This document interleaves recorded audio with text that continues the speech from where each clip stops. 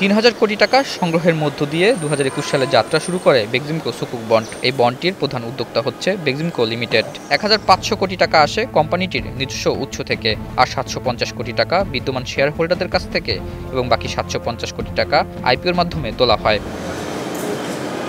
সুকুকের মূলধন পরিশোধের পরিকল্পনায় ৩টি প্রকল্প থেকে যে আয় হবে তা ব্যবহারের কথা ছিল।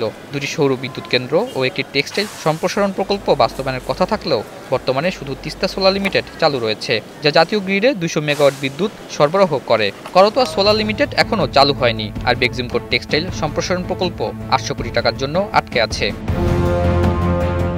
পতিত আওয়ামী সরকারের আমলে সুকুক বন্ড ইস্যুতে নিয়ম বহির্ভূত সুবিধা দেওয়া হয় বেক্সিমকো লিমিটেডের তৎকালীন চেয়ারম্যান সালমান এফ রহমানকে। তাই ৫ আগস্ট হাসিনা সরকারের পতনের পর সুকুক বন্ড ইস্যুর ক্ষেত্রে কোম্পানিটিকে বিধি বহির্ভূতভাবে বিশেষ সুবিধা দেওয়ায় বিএসইসির তৎকালীন চেয়ারম্যান শিবলি রুবায়েতকে আজীবন এবং শেখ শামসুদ্দিন আহমেদকে ৫ বছরের জন্য অবাঞ্ছিত ঘোষণা করে বিএসইসি। অন্যদিকে বেশ কয়েকটি মামলায় কারাগারে রয়েছেন সালমান এফ রহমান।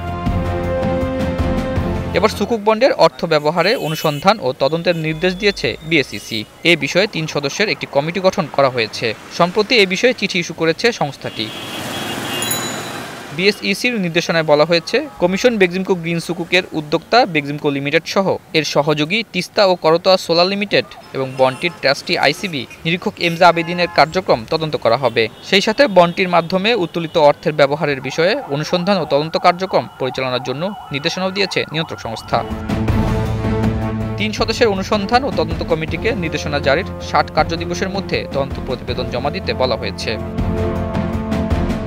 বেক্সিমকো গ্রিন সুকুকের ২০২৬ সালের ডিসেম্বরে মেয়াদ শেষ হওয়ার কথা রয়েছে। তখন প্রতিষ্ঠানটিকে বিনিয়োগকারীদের প্রায় ২,৮০০ কোটি টাকা পরিশোধ করতে হবে। সেক্ষেত্রে বন্ডটি নগদ অর্থ দিতে ব্যর্থ হলে শতভাগ শেয়ারে রূপান্তরের সুযোগ দেওয়া হয়েছে।